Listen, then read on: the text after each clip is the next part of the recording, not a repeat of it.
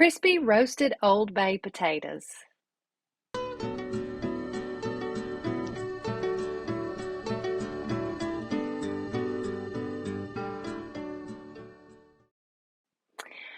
Today we're going to be showing you a real simple, real easy, and real delicious recipe for our crispy roasted Old Bay potatoes.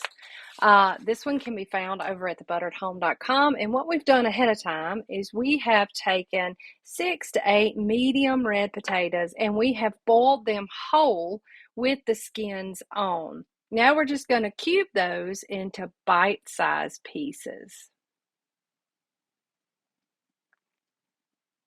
Once we get those skins and all in bite-sized pieces, we're going to spread them on a sheet pan in a single layer.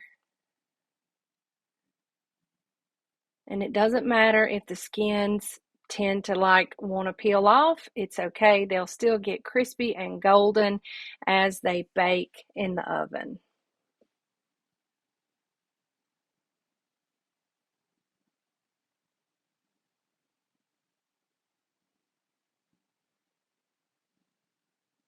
Now again, we just spread those, and I have my sheet pan fitted with parchment paper, but you could certainly just put them on a sheet pan lined with foil or nothing at all. But we want to just make sure that they get out in a single layer.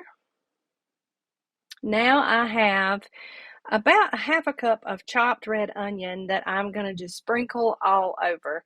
You can use white, you can use yellow onion, whatever flavor you like best. But there's just something about that cooked onion with those potatoes that just makes this very, very good. Next, we're going to drizzle our onions and our potatoes, probably with about 2 tablespoons of olive oil, just to get everything nice and covered.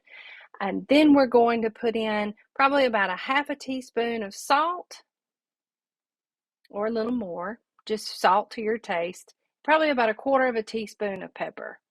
We're going to season this with Old Bay seasoning, so salt and pepper are just really for your taste preferences, just to add a little extra something special. Now comes in the Old Bay seasoning. I like to use about 2 teaspoons of this, and I just really just eyeball it and sprinkle it over the top, and it is fantastic. Trust me, you just have to trust me. Old Bay is not just for seafood. Now we got that good and sprinkled on, about 2 teaspoons. Now I just take a spoon or my clean hands after I add the Parmesan cheese, which we are going to put in, just follow your heart here. I would say probably about a quarter of a cup. You really just want the dry Parmesan cheese on here just to help crisp up the potatoes. So anywhere from about 2 to 3 tablespoons to about a quarter of a cup, depending on your taste preference. Now, with clean hands, we just spread those guys around and make sure they get all the oil and the seasonings and the Parmesan cheese right on top. Then we spread them back out in a single layer and get them ready to go into the oven. We have our oven preheated at 425 degrees, and these potatoes go in and they will cook probably for anywhere about 25 to 30 minutes. At halfway, maybe about 15 to 18 minutes, I will stir them and then put them back in the oven for the remaining cook time. So we're going to sprinkle with just a little more parm, because you never really can have too much. That dry Parmesan really adds so much to the flavor and the crispiness of the potatoes. So we're going to pop these in the oven and then we'll be back.